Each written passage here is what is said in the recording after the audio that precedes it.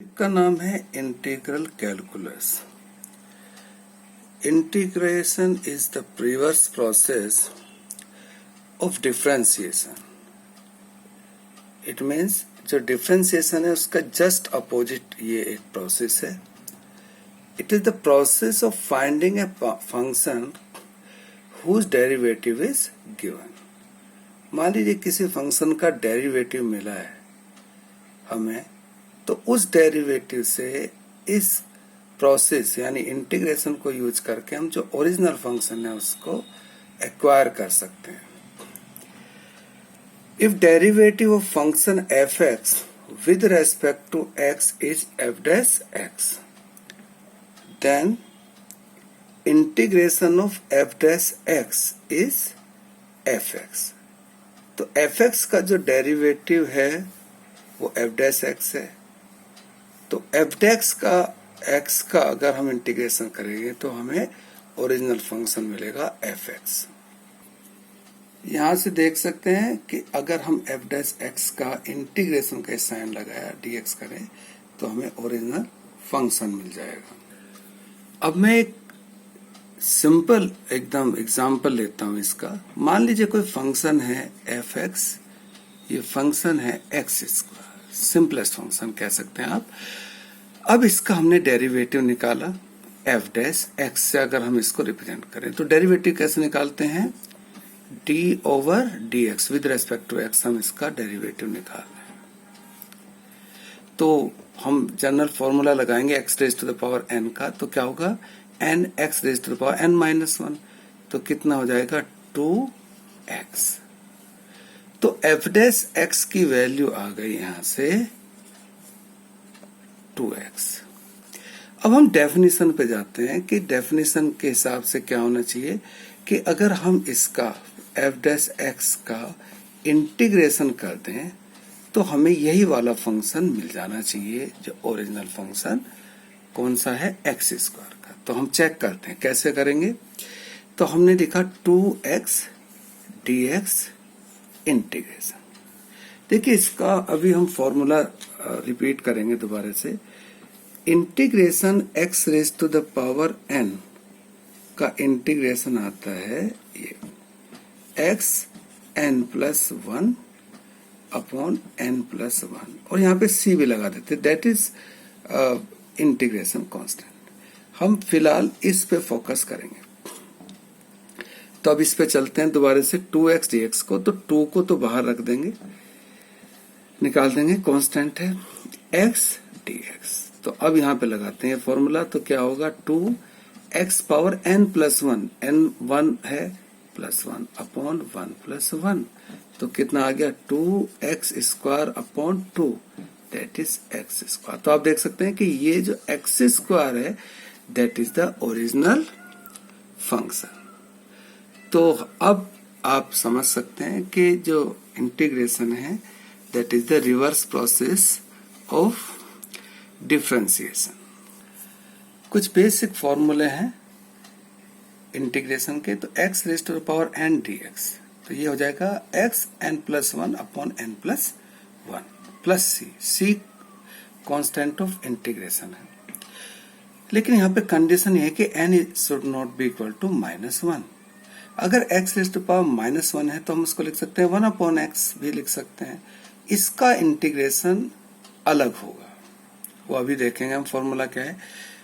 तो इस ये वाला फॉर्मूला है dx अपॉन एक्स, तो यहाँ पे होगा log x to the base e plus c। अब ये इंटीग्रेशन dx क्या होगा x प्लस वन। ये कुछ इस वाले से अलग नहीं है फॉर्मूले से, बस क्या है यहाँ x की पावर हम क्या लिख सकते हैं 0, 1 के लिए 1 इंटू dx।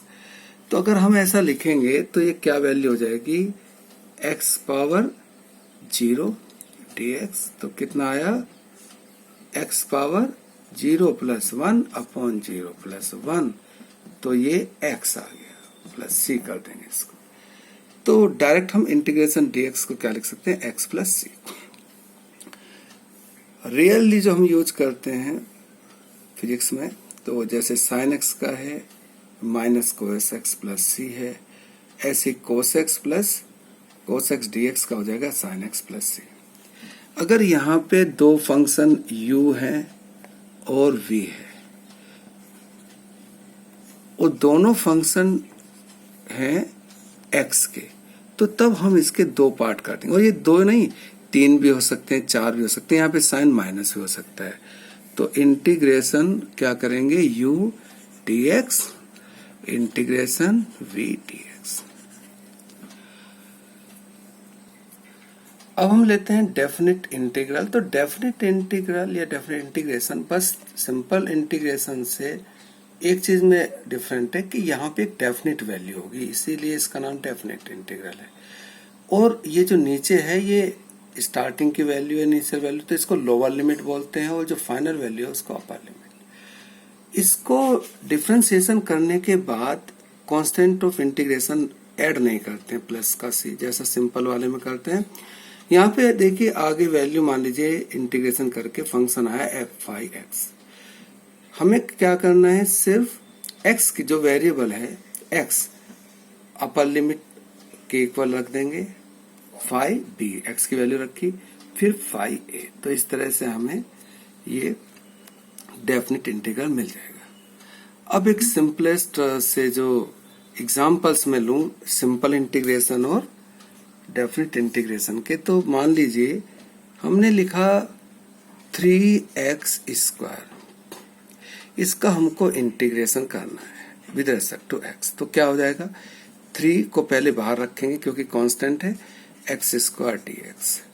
ये वैल्यू आ गई 3x³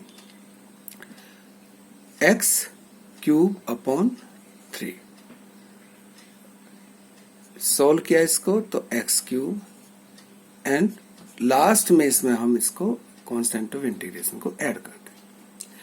अब यहीं पे अगर हम ऐसा करें कि इसकी हम इसको मॉडिफाई करते हैं, इसकी लिमिट्स है, मान लीजिए लोअर लिमिट और अपर लिमिट, दो इनिशियल और फाइनल वैल्यूज है। मान लीजिए हमने कहा इसको 0 1 कर दिया, तब क्या होगा 0 1। इसी तरह से जब ये वैल्यू आ गई तो इसका हम क्या करेंगे, इसकी वैल्यू को हम एक ब्रैकेट लगाएंगे और कर देंगे 0 1। अब इसके जो आगे का जो पार्ट है,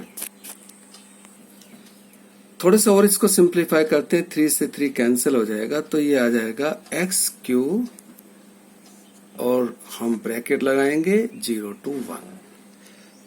अब यहां से देखिए x³ x की जगह हम अपर लिमिट रखेंगे 1 क्यू माइनस x की जगह वैल्यू रखी 0 क्यू, तो ये वैल्यू आ गई 1 माइनस 0 दैट इज 1। तो ये एक एग्जांपल था जो डिफरेंशिएट करता है एक सिंपल इंटीग्रेशन और डेफिनेट इंटीग्रेशन को।